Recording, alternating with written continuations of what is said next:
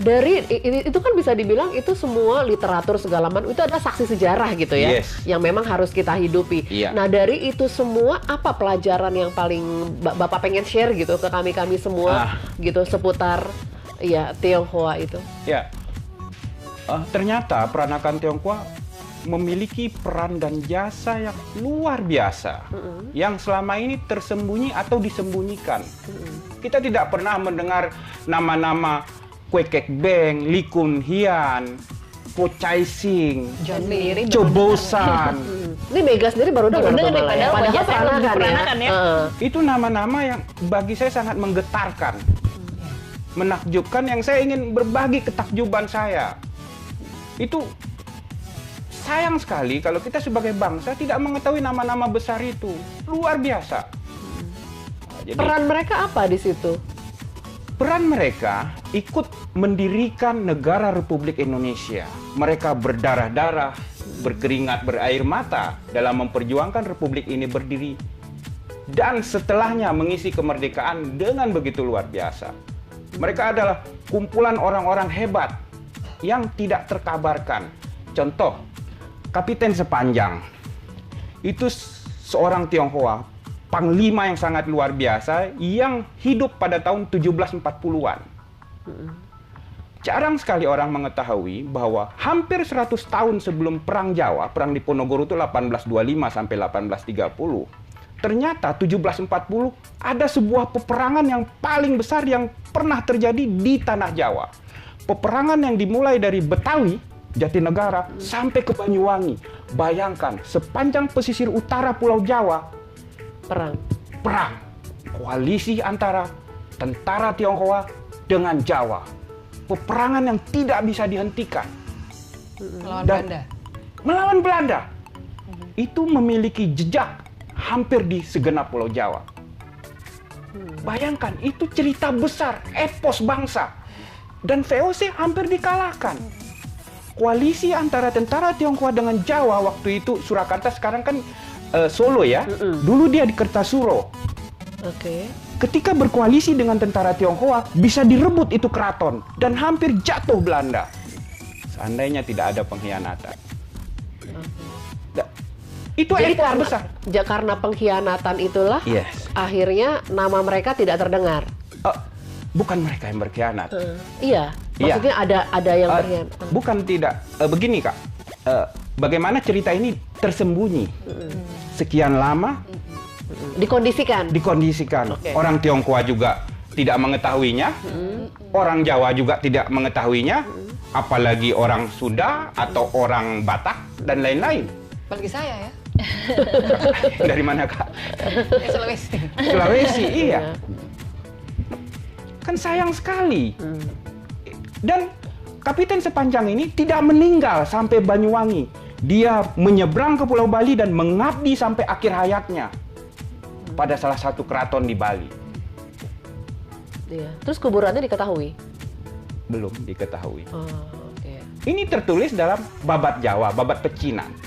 Pecinan. Dan bukunya ditulis, sekarang mulai ditulis oleh keturunan dari Trah Mangkunegoro. Bukan orang Tionghoa yang menulisnya. Itu baru satu, Kak. Sementara masih ratusan lain lagi ya? Melimpah. Dan ini yang saya bagikan setiap hari. Anda bagikan di mana? Facebook saya. Jadi kalau yang pengen tahu lebih jauh ke Facebooknya Pak Asmi. Boleh mengikuti Facebook saya. Misalnya seperti hari ini saya menemukan nama Ko Chai Sing. Ko Chai Sing ini pendiri Universitas Diponegoro. Oh, Undip. Anak Undip juga jarang tahu. Anak Undip sendiri nggak tahu? Nggak tahu. Bagaimana orang Tionghoa dengan etnis Jawa bergotong royong mendirikan Undip. Jawa Tengah tidak memiliki universitas. Mereka patungan. Mereka mengajar secara gratis. Kalau enggak, orang Jawa Tengah yang tidak mampu itu nggak bakal bisa keluar, tidak bisa mendapatkan pendidikan. Karena persoalan sumber daya manusia, mereka bergotong royong. Mereka mengajar secara gratis. Ko Chai Sing itu Profesor Ko Chai Sing. Dia profesor, guru besar, pengacara negara, lulusan Leiden, mengajar secara gratis, mengabdikan dirinya pada Universitas Diponegoro. Tapi namanya harusnya dalam sejarah justru namanya menjadi nama universitas nama itu besar. Bahkan kita sebagai bangsa harus tahu Mr. Ko Chai-sing. Baru-baru ini saya tersambung dengan anaknya, Ko Swan-sui. Itu di Leiden. Lulusan terbaik PhD dari Leiden. Hukum. Masih hidup beliau. Bagaimana bisa kita sebagai bangsa melupakan orang-orang besar seperti itu? Apa yang terjadi sebetulnya? Kenapa Anda tidak bersuara di pemerintahan? Dalam hal ini mungkin masuk nggak sih di Perpustakaan Nasional, Pak? Ya, mungkin ini pertanyaan tidak kepada saya seharusnya. Atau jemput bola. Nggak, paling nggak Anda mendeklar gitu loh bahwa ada sesuatu loh ini. Iya. Iya, memang saya menyampaikan kegelisahan saya yang terus-menerus setiap hari. Saya sampai sekarang masih gelisah jadi ini ya? Iya, masih gelisah. Bagaimana misalnya 17 Agustusan, nama-nama besar itu tidak tersebut dalam panggung-panggung, tidak masuk ke dalam gang-gang sempit. Kita hanya selalu bicara Bung Karno, Bung Hatta, Sudirman, Patimura, Teku Umar, Cut Nyak-din. Itu nggak salah. Tidak salah, tetapi adakah nama tersebut Chobosan, John Lee, Ko Chai-sing? Tidak pernah kita dengar. Ada apa ini? Mereka juga pahlawan nasional. Juga pahlawan nasional. Dalam acara yang diselenggarakan oleh etnis Tionghoa sendiri misalnya.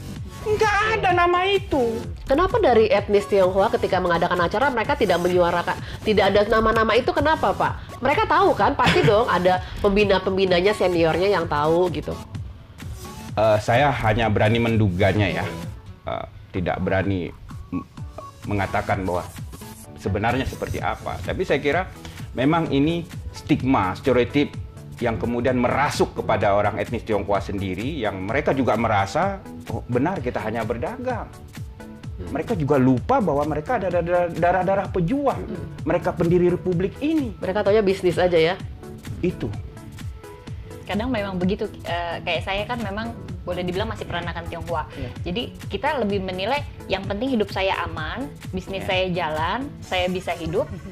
EGP sama yang lain, nggak peduli EGP gitu. ya. Siapapun presidennya buat kita sama saja. Jadi lebih banyak dari kita itu bersikap penting diam. Diam. Pasif. Jadi diam-diam ya, hanya nunggu aja gitu. Dan saya ini agak tergerak banyak banget ya. Ternyata memang banyak keturunan Tionghoa yang berjasa. Malah saya pernah dengar Wali Songo gitu kan? Iya. Gimana tuh Pak Asmi? Buku itu tahun 67 langsung dilarang. Buku itu menginformasikan sebagian besar dari Wali Songo adalah Tionghoa. Itu dilarang ya? Langsung dilarang oleh Orde Baru. Tidak boleh keluar itu buku. Iya. Dimatikan informasinya. Nah, ada ketakutan kalau kemudian peran jasa etnis Tionghoa itu tersampaikan. Ada sesuatu yang memang ingin disumbat. Inilah peran penyelenggara pada masa yang lalu yang harus kita lawan. Apalagi sekarang abad informasi ya. Momennya sekarang sudah terbuka gitu ya. Seperti momen seperti ini kan bagian dari perlawanan. Kita nggak akan terbendung. Informasi itu akan mengalir. Jas merah, jangan sekali-sekali meninggalkan sejarah. Kita harus kerjakan itu saat ini. Iya. Anda buat nggak dalam bentuk digital gitu? Umpamanya Anda foto-foto, lalu Anda share gitu. Mungkin kan yang dari jauh juga bisa lihat gitu ya akhirnya ya. Nggak harus ke museum gitu. Saya sedang mengupayakan itu saat ini dengan segala keterbatasan tentunya. Ya, apalagi anak-anak milenial tentunya kan lebih akrab dengan gadget kan gitu. Iya, kami sedang melakukan itu. Ya, memang museum ini kami bina 8 tahun persendirian. Artinya dengan relawan mandiri dan menolak bantuan dari siapapun. Kenapa menolak? Kita ingin membantu, bukan dibantu. Kabarnya asetnya miliaran juga nih Pak ya untuk Museum Pustaka ini. Ya, nggak tahu. Terbesar se-Asia Tenggara judulnya. Karena kan museum ini kan katanya terbesar se-Asia Tenggara. Koleksinya, iya. Ya, saya pikir itu kemewahan kita sebagai bangsa. Itu harta karun bangsa yang kebetulan saya tukang jaganya aja. Ya, saya merasa berbunga-bunga ada di sekitar koleksi itu. Artinya saya merasa ya samping sedih kadang-kadang, tapi kadang tersenyum bahwa ini kok bisa bangsa Indonesia memiliki karya puluhan ribu yang luar biasa, berkelas, kelas dunia. Kenapa kelas dunia? Nggak kalah sama pembukaan Olimpiade Asian Games kemarin ya, Pak ya? Oh, saya menikmati 1962 Asian Games. Bagaimana misalnya orang Tionghoa terlibat dalam membangun stadion. Tahun 62 tuh, Asian Tahun Games 62. pertama kita jadi tuan rumah ya. Ketika orang larut dalam pesta, saya larut dalam pesta masa lalu. Saya kabarkan beberapa nama orang Tionghoa yang ikut mendirikan stadion itu. Adakah dalam hingar-bingar perayaan hari ini nama-nama itu disebut? Nama itu ada. Mahasiswa sastra boleh studi pustaka di tempat? Boleh banget. Boleh, ya. Sejauh ini bagaimana antusiasme mahasiswa sastra? Gini, memang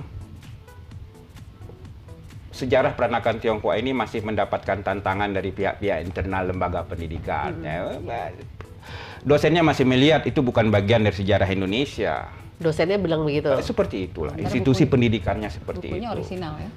Jadi respect mereka itu agak kurang. Dan juga misalnya kampus atau sekolah yang banyak anak-anak Tionghoanya, mereka juga khawatir. Ntar dipikir rasis lagi kalau datang ke situ mempelajari dirinya. Karena menjadi persoalan hari ini, orang Tionghoa banyak yang ingin menjadi Indonesia dengan meninggalkan identitas ke-Tionghoaannya. Itulah yang bisa diciptakan oleh Orde Baru. Jadi mereka akan merasa Indonesia ketika mereka melupakan identitasnya. Mereka menjadi sesuatu yang baru, yang berbeda sama sekali. Seperti ganti nama gitu ya. Ganti nama. Iya, supaya bisa dapat surat kewarganegaraan. Karena kalau nggak ganti nama, dia nggak bisa dapat surat-surat gitu. Iya. Banyak hal yang tidak bisa mereka lakukan ya.